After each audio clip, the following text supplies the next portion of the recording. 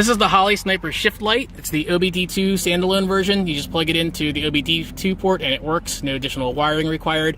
Makes it easy to hook up as well as transfer from vehicle to vehicle. I actually started a review on this last year, but I didn't get a chance to finish it. So when you watch that footage, you'll see that it was actually positioned more to the center, but it was blocking the 7 and 8. I have since then moved it there so that this is my view when I'm driving. I can clearly see the shift light during the day, and at night it is not so bright that it's blinding. If you're wondering what this is, that's just the Amazon Echo Auto.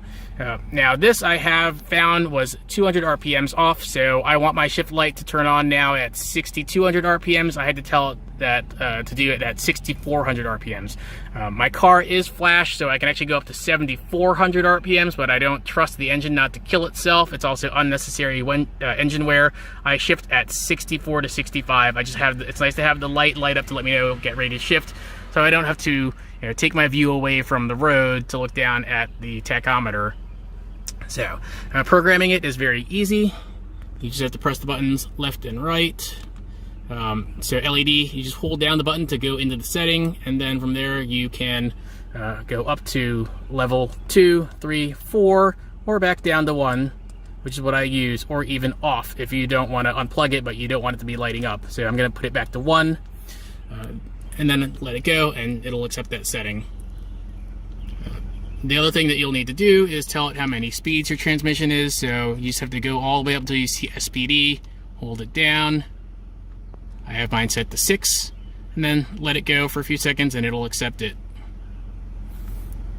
Then you have to go through each of the speeds. So speed 1, gear, first gear, hold it down to view the setting.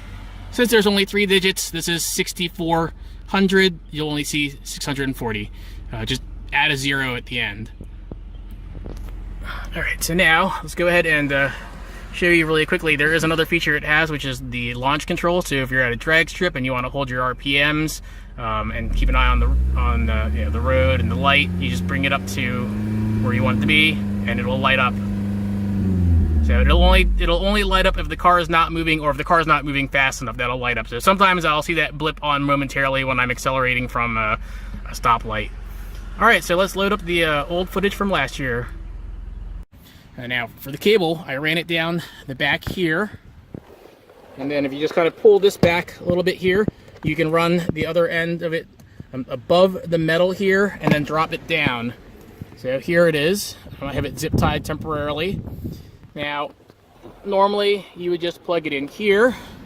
The only problem though when you do that is that now you got this cable sticking out. So what I had done before was popped out the plug here and then connected it here and then tucked everything behind here. Now the only problem with doing that though is I also have a Bluetooth OBD2 scanner that I hook up to my phone so I can use the Torque app. So my solution for that was I got this OBD2 splitter. This is from Cable Builders. I got them on Amazon. I'll put the link at the bottom of the video. This one had good reviews. It's well built. All of the pins are connected. And someone else that has a 2014 TC had also posted up in the comments that they had this. The nice thing about this is that this connector here is exactly the same as the one that came out. So you can just take this and pop it right into place right there. Now, if you have the orange virus tuner, do not connect it to here. Always connect it directly to the factory plug. You don't want to risk something getting screwed up because you're using one of these, no matter how good the quality is. This will be fine for me to, to use my shift light and use my scanner, but I would not trust using a flash tuner through a splitter at all. All right, so now that that's in place, I'm just gonna connect this end here to the factory harness, and then the other end to the shift light, and then tuck the rest of the wiring back here. One last thing about the shift light here. So if you plug a device in to the splitter down there, in this case the OBD2 Bluetooth dongle that you can see here from my phone, you will get this message on there. It says ER1. Basically, as soon as this connects to my phone, it blocks the signal from going to the shift light.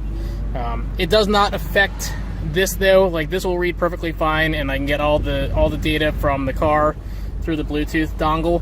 But if you need to get the shift light to work again, you just have to unplug this, wait a few seconds here, and this light will turn off.